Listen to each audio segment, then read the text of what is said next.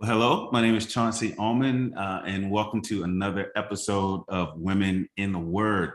Women in the Word is a platform where women who are in ministry or ministry leaders, they may teach, write books, speak at conferences, come on the show and talk about their lives. They talk about maybe their faith journey, the books that they're writing, events that they're going to speak at soon, and just an inside look as to how they study the Bible and why the Bible is so important to them. And with that said, the guest that we have today fits that perfectly. Some of you may have read some of her books or have seen her speak at different conferences. And I have the one and only Wendy Alsup on the show today. And so we like to welcome you, Wendy. So first of all, did I say your last name right, Alsup? Did I just butcher it already?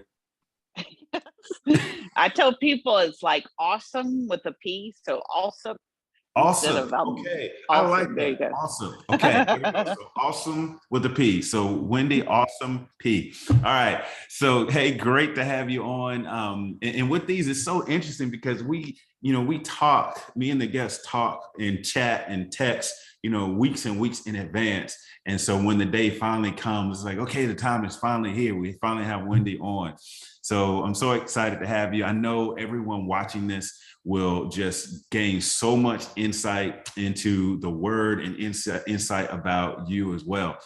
And so true to form, Wendy, we're going to start with an icebreaker question. And Wendy doesn't know exactly what this is going to be, but this is just a way for the audience to kind of know something about you that may not come out from reading a book or watching you on stage or something like that. So the icebreaker question for you centers around entertainment. So I want to talk about movies, right? Or we'll add in TV as well, movies or TV. What is that one movie or TV show that you admit is just so dumb? It's just a stupid movie, but I just love it to death. What do you have one of those that you admit it's just a dumb movie or it's just a dumb TV show, but you still love it anyhow? What would that be? Hands down, Dumb and Dumber. Dumb Literally and Dumb and Dumber. literally Oh Dumb my God. and to get into when I first started dating my husband, my ex-husband now, but my husband, it was our entry into the family. Like all the incoming spouses had to survive through a watching of Dumb and Dumber. Oh, And I was just like, oh my God, horrified. But now it's like every life moment can boil down to a quote from Dumb and Dumber. So really? So if you watch Dumb and Dumber right now, would you still laugh like you're watching it for the first time? yes. Wow. Yep. Yeah. Yeah. Wendy, I have to agree. That's a dumb movie. You said dumb. I You said said it. dumb and you gave me the literal dumb movie. And I don't think I've ever made it through Dumb and Dumber. I really don't. Oh, But now that you said it, I'll give it a try this weekend, and I'll it's let you like know. yeah, it's an acquired taste. Yeah, I can say that. I mean, I see I forgot Jim Carrey. He has like that cut with the hair right here and like the cracked tooth, right? That is the movie, right? Yeah. Okay. Yeah, I won't make any promises on that, Wendy, but Yeah. I enjoy the fact that you enjoy it. There you go. There you go.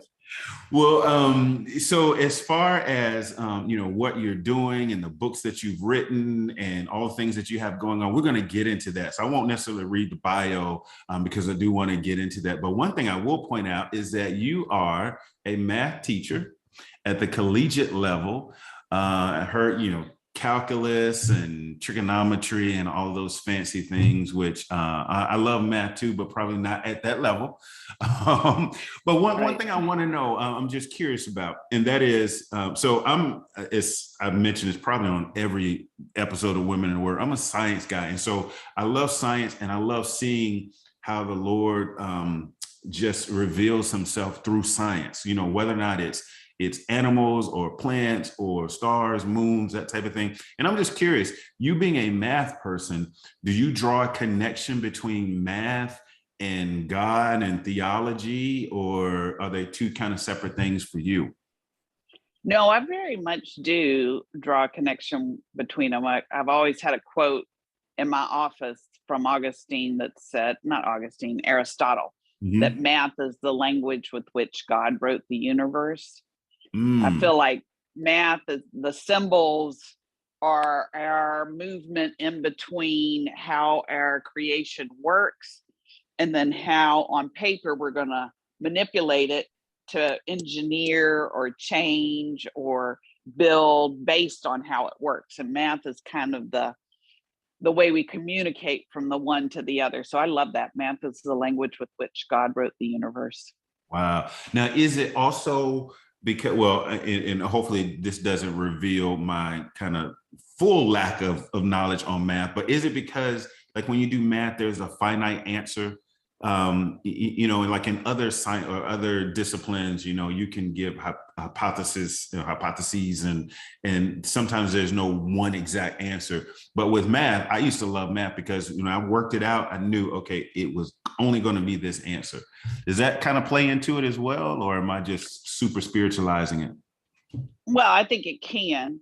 I Mhm. think of it also as like if you think about an engineer having plans that he's going to build something with, and you Mhm. look at the plans, there's quite a bit of mathematics that went into coming up with the plans. Mm. And so I think of God as the great engineer, and to get from his mind to the actual creation, I just envision him with these formulas in his head and communicating them to the angels. Mm. And we think of him as artist, but he's also engineer. Mhm. So he's I think he has artistry, and that's a part of my brain I have to try to grow, so that I don't see that quite as easily, but I can see the engineering aspect of his brain. Most of us tend to be right brain or left brain, but I think God is both right brain and left And like, brain. wow, see, that's deep. And I knew coming into this, I was like, you know what? Wendy and I are gonna have some deep discussion here. I could just tell. I just knew it. But I will say, when the idea for Women in Work came up, and I was kind of thinking through different names and talked to different people, and your name came up several times from people. And one of the reasons why, like, you gotta have Wendy on because one, a couple of words that I heard were, advocate, for women, a strong voice for women, someone who has a message that can help heal women. So first of all, do you agree with that assessment? And two, where do you think that comes from? Was there something like as a small child that kind of caused you to advocate for women, or want to have a voice for women? So how did that come about? One, if you agree with it. Well, it's a very kind thing for someone to say. It reflects my burden, so I hope that I have been able to contribute some. And really, my initial contribution came about in 2008, so about 14 years ago. Oh, what is it? 2012, 14 years ago, I think. Um, with my first book, which was Practical Theology for Women. And at that point, I don't think we were talking about it in the same way we are today. But back then, I was just coming to understand theology, my need for theology. I had not been raised with theology language at all. Mm-hmm. And then as I got older, I started to know men who were discussing theology and going deeper in the word, but I didn't really know women. But there came some point at one of my churches where I was exposed to the title practical theology. They Mm-hmm. called it practical theology for women. Now, I don't think when they did it, I think they really were doing very practical things, and I'm not sure if there was any theology to it. But I loved the idea of the name, practical theology for women. Like, shouldn't theology, which is just our knowledge of God and the things that the characteristics of God, that's all theology really is. Um, shouldn't that matter? Shouldn't that be practical? Like, what's the point of all of these seminary words? Why study soteriology, if it doesn't break into my reality? And I found, both as a math teacher and as someone trying to communicate theological ideas, that we put off the common man or woman when we use language we don't define, and there can be a pride and a superiority among those who do understand. Mm-hmm. And we won't enter the shoes of the person we're supposed to be teaching. Mm-hmm. And one of my education professors said years ago that if a student hasn't learned, the teacher hasn't taught. You could call it lecture. Maybe they lectured, maybe they showed off their grand knowledge. But if the student didn't actually come out with knowledge that is practical and helpful to them based on what you were teaching, you cannot call it teaching. And so whether it's math or theology, I just really feel a strong burden that if it matters, we should be able to communicate it in a way that someone understands it and sees why it matters. So I would imagine that makes you an excellent teacher. And I know you probably need to be humble, but I can just tell that just hearing the way you talked about that makes you an excellent teacher. Because I can just feel and hear the burden that you have for people to really understand and go beyond the surface level stuff, And, I was looking at the review, or the intro, I should say, to your book, by his wounds you're healed.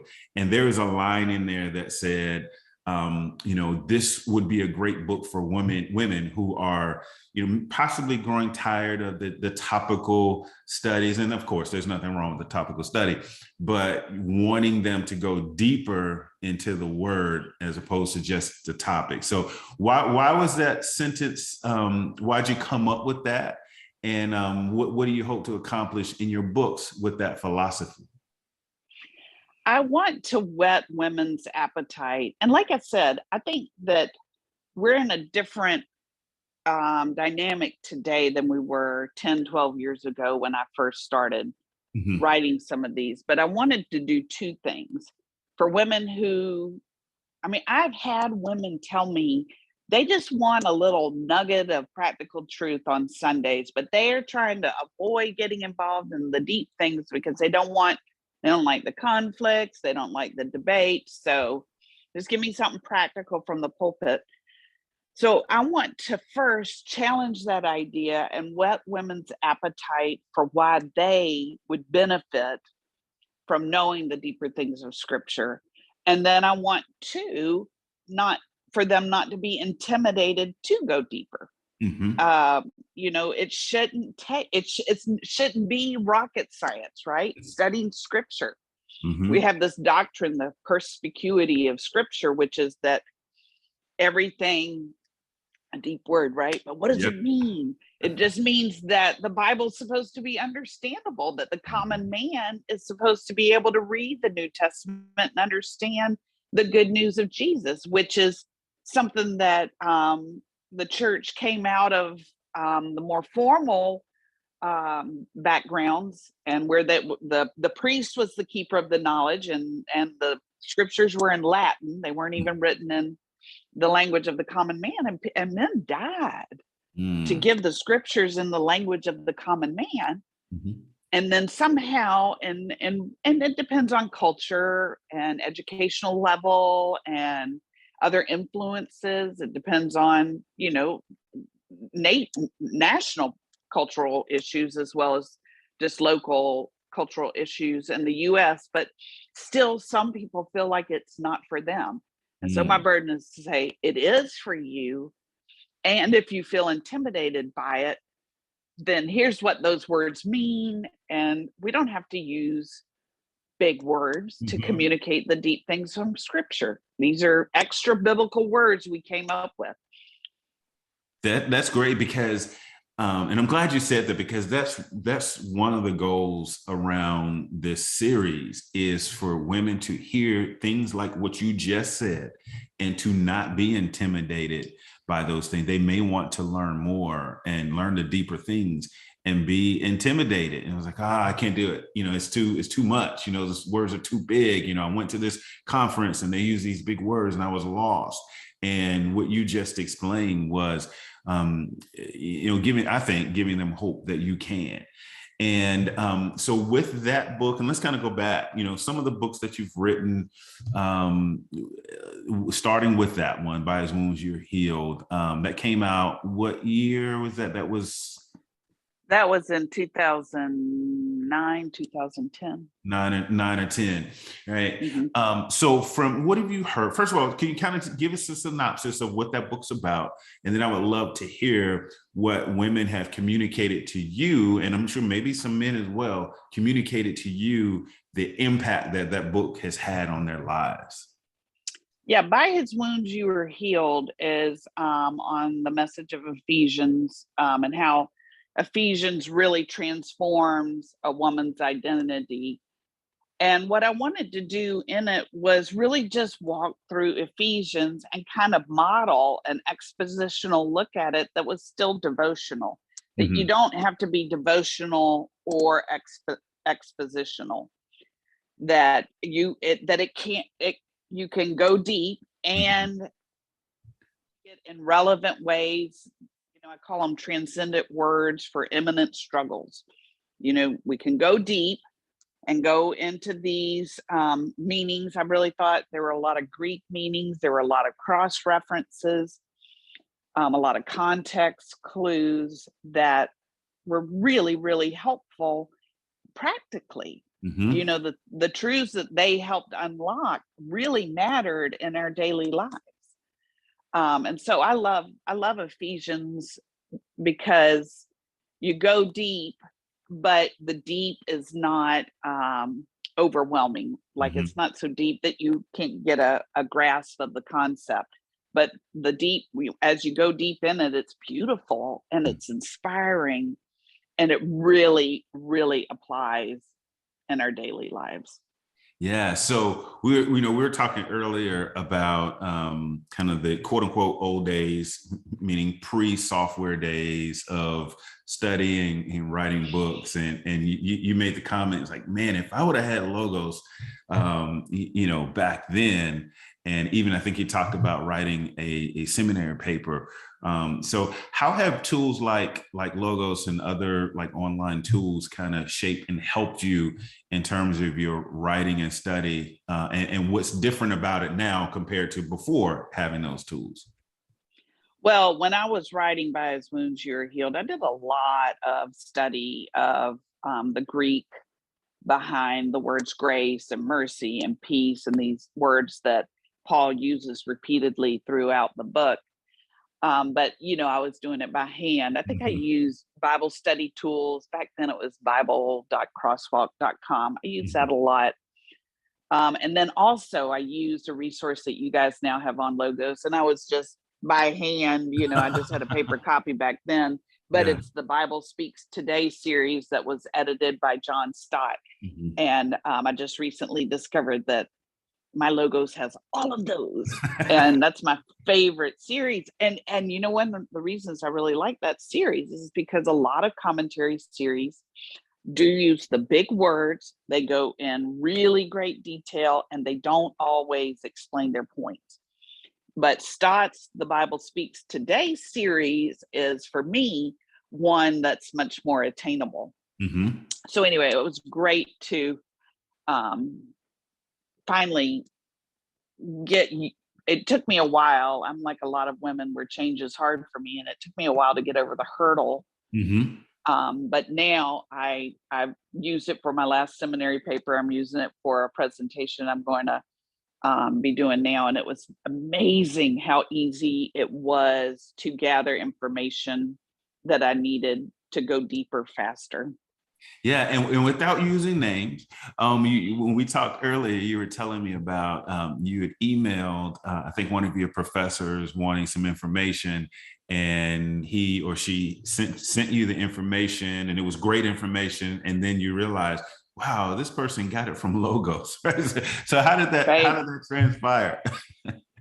Yeah, well, that was my pastor, so he was Your going to help pastor, me. okay. Yeah, he's mentoring me in my seminary classes, and so he was going to help me with my first paper.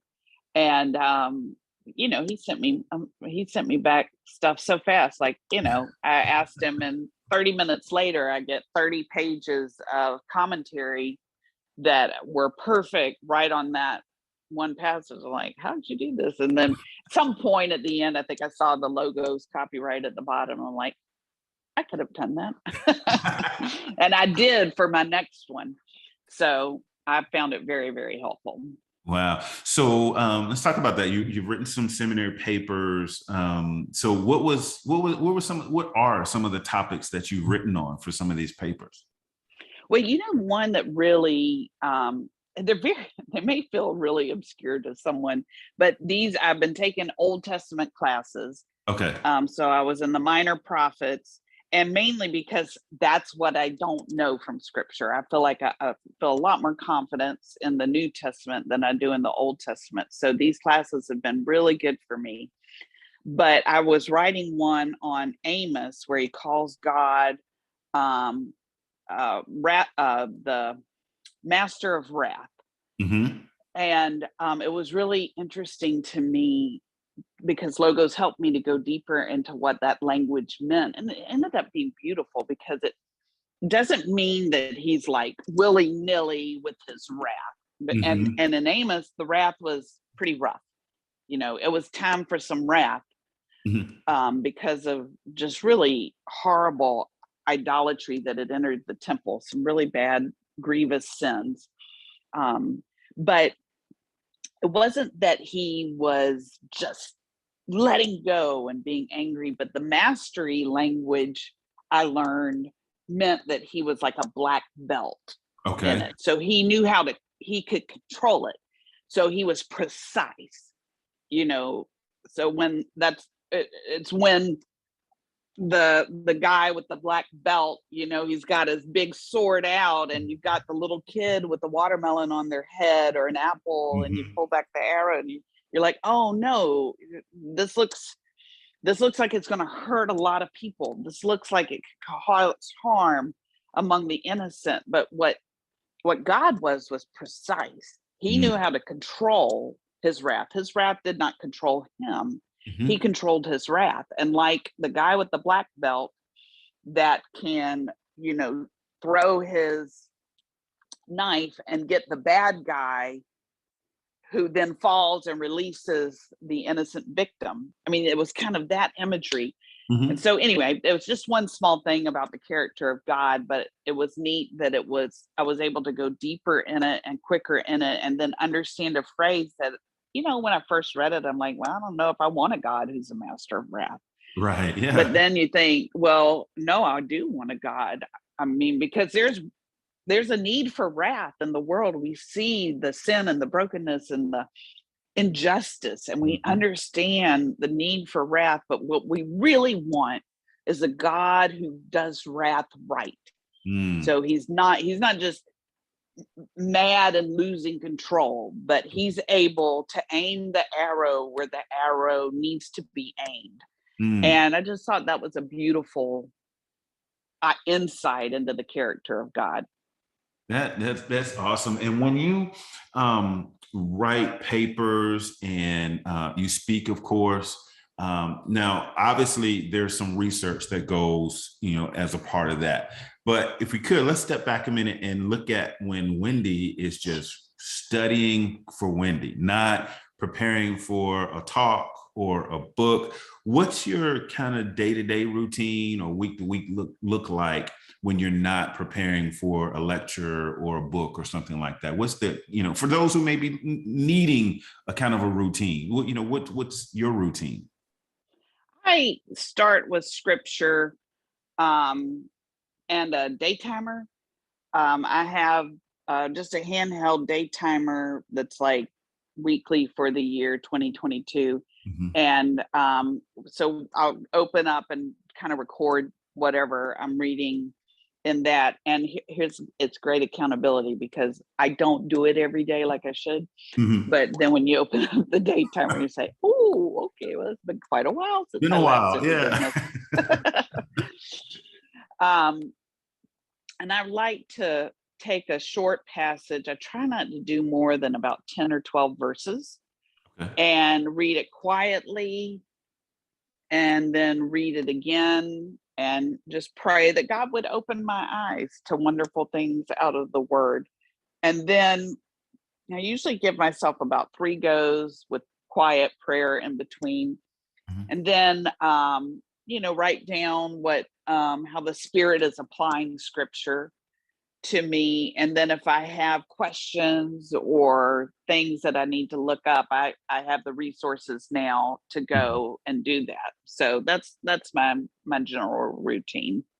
And it's interesting you say that because I ask that question to everyone who comes on the show. What's your day to day? Again, wanting to give people a glimpse of what people that they may know, like yourself, seeing you on stage or read your book, but just to give them an idea of what their day to day study is. Not that they say, I want to do it just like Wendy, but one thing that's been a common theme, and that is writing it down, like physically writing things down. And you said just that. And yeah, everyone has the fancy tools, they have the logos and all of that, but a lot of women still use pen and paper. And I would assume, and I'm not a big I'm trying to be with my iPad, and it's still electronic, but I'm writing. I have an Apple Pen, and I write it down. But I would venture to guess that there's something about going from thought to actually writing it down that helps make it stick. Would you agree with that, or you just like seeing it? Why do you choose to do it like pen and paper? Yeah, I really do it, especially in this day timer, so I can go back and kind of follow how God has been speaking to me through this progression of scripture. Mm. And also what were my burdens last time I came to him and how has he met me in those burdens? So it's a historical record. And I love that. And what I want to do now, if it's okay, is kind of transition into logos a little bit, because what we like to do is just kind of hear from folks like yourself, and then look at logos and see how it can be used to do some of the things that we talk about. And I'm just going to share my screen really quickly. And so I know that Wendy is a happy logos user. And I wanted to hopefully show you something that you may not have seen yet in logos. And so Right. what I'm looking at now is, so if you go up here to the guides menu, and in the guides, it gives several different guides to help guide you through a particular type of study that you want to do. And one of them that I was wanting to show today was something called a workflow. And a workflow is a step-by-step process to help you navigate, what someone is trying to accomplish. So whether or not you just want to do a basic Bible study, or a study on a particular person, or a study on a place, or a theme, or a topic, you can even write an expository sermon using this workflow. But I wanted to do the inductive Bible study and show how logos can be used to do an inductive Bible study. So I've pulled that up. And I've actually, I just typed in Ephesians, since we were just talking about, your book with Ephesians. And so for those who may be familiar with the inductive Bible study method, it includes 3 parts: it's observation, interpretation, and application. And so let's say we want to do Ephesians. Let me just give it a specific chapter. Let's do Ephesians 2. And so once I click that, if I click on the observation arrow, it's going to tell me the steps that I need to follow in the observation piece. So read the passage multiple times. Wendy, you mentioned that in terms of how you study, you read it, multiple times, you take notes. It also suggests that you read the passage in multiple versions. Wendy, what's your Good favorite idea. translation? Christian Standard Bible is what I'm using most right now. Same here. See, I used to be a big ESV person. I kind of kind of switched over to CSB, but ESV is my number 2 as well. So Logos is saying, hey, read it in multiple versions. 1.3 is saying establish the boundaries of the passage, identify the people, identify places, identify things and objects, identify important words, and all that's under observation. And then when you look over here on the right side, where it kind of expands that out a little bit, a lot more, when you click on the more button, it tells you what are the desired outcomes. So in other words, what do you hope to accomplish in this observation section? It says you will have a solid understanding of the basic facts of the passage. You will be deeply familiar with what your passage says and aware of what aspects present difficulties for understanding. So it gives further explanation, even some resources for further reading on the observation piece. And as you can see, it breaks down every little sub point more and more. Read the passage in multiple times, right? Why is that important? So it's doing more than just saying, this is what you should do. It's doing that and telling you why you should do it. You know, like reading the passage in multiple versions. You know, Wendy, you kind of spoke up on that. You know, that's so good to be able to do that and see how other translators have handled the text. And then, so once you go through, let's say step 1 in observation, you get down to the interpretation piece. And again, it breaks down every little aspect of it. And then finally, with the application piece, determine the passage's theological principles, establish the primary application of your passage, and so on. And then when you get to the end, you get to share insights with others. So when you've gone through this whole inductive Bible study in Ephesians 2, let's say in this example, it gives you a text box where you can write down some thoughts that have come about throughout your study. And you even have the option of sharing it on Facebook or Twitter, or you can email it to someone. So this is just great. So again, if I would have had this years ago to help me when I was kind of struggling with understanding what all of this meant, I was one of the ones who was intimidated by the big names that you mentioned earlier. But to have something like this would have been, extremely helpful with that. Right. So, and that was just one of the many tools in Logos, and that's the inductive Bible study workflow. So now let's come back to you, if it's okay. And I want to show one other thing in Logos before our time concludes. So where are you going to be next? Are you speaking? You're on tap to speak anywhere soon? Any other books coming out? What's next for Wendy?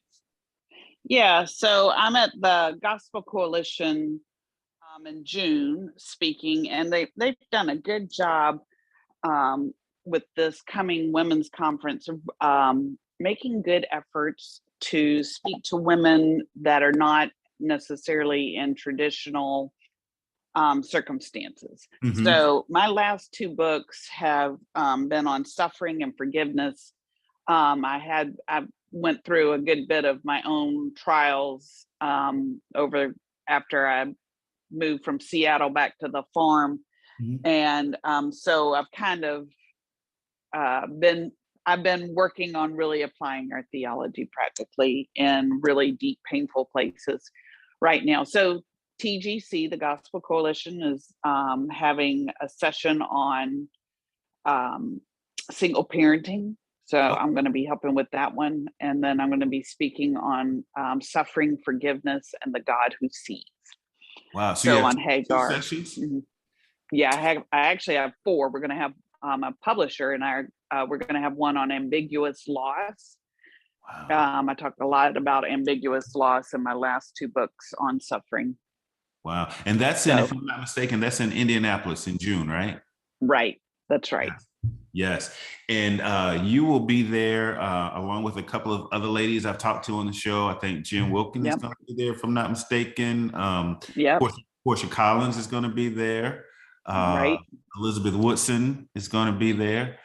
There's probably someone, so please forgive me if you have been on this show and I forgot your name, but I was like, man, everyone who's been on this show is going to be at TGC Women's in Indianapolis. So I'm trying to figure out a way I can get there and say hi to you. That would be awesome. So that's in today's the 19th. So just under a month away. So have you finished preparations for your lectures, your talks? Well, I'm close. But and Logos was very helpful to gather. I really wanted to do a deeper dive into Hagar's Mm, story and how she names God El Roy, mm. and Ishmael and El Roy. These names have significant meaning, and so it was good to have those resources at my fingertips. Was very helpful. Right. Well, when you're giving those talks and you have all of these people just glued into what you're saying, feel free to tell them, hey, I'm getting this information from Logos. Just feel free to tell Okay, we'll do. Give y'all a shout out. There you go. Give us a shout out, especially if I'm there. I'm going to be in the back room, just kind of waving my hands at you, just to remind you. There To you give go. us a shout out. And so you mentioned, suffering and kind of going through difficult times, in your books and applying that practical theology. I did want to also show, and I think, we talked about this earlier, but I think I should say, I don't think you knew about this feature in Logos, which is the counseling guide.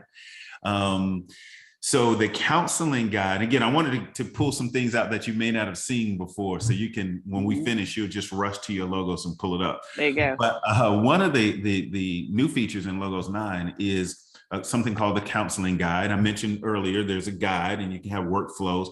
But one of the other types of guides included is a counseling guide. And the purpose for this is for anyone who counsels other people. And my wife and I have actually used this on our kids as well, so it's not just for official counseling settings, so you have a particular counseling topic, someone calls you up or they say, hey, I'm struggling with, X, Y, and Z. And you just type that into the counseling guide and Logos walks you through how to walk through that particular issue with the person. So I'm going to share this have you seen this yet in Logos? No. Okay, good. I wanted to find something that you may not have seen before. So again, go up to guides and you can see here in the top left-hand corner, it says counseling guide. And so when you click that, it pulls up this window. And typically this is blank, but I'd already typed in something. But let's say someone is going through, I think I had typed in anxiety. And so before I even finish typing the word, Logos gives me a couple of options. So anxiety or separation anxiety. So if you just click on, let's say anxiety, then it launches you into the counseling guide to help you walk someone through a particular issue that they're going through. So it starts out by giving you definitions. So it says an emotional state characterized by tension, worry, nervousness, and fear. Physical symptoms such as elevated blood pressure may also be present. So then it gives you additional summaries and additional background information about it, related counseling topics, claustrophobia, fear, stress. Then it gives you passages within the Bible that help you understand, what anxiety is all about from a biblical perspective. And then Logos has dictionaries that all you have to do is click on it and it will go straight to the topic of anxiety, theological journals, other lectures, and these things we have in here called monographs. And I want to open up one of the monographs now and go back up to the top on anxiety.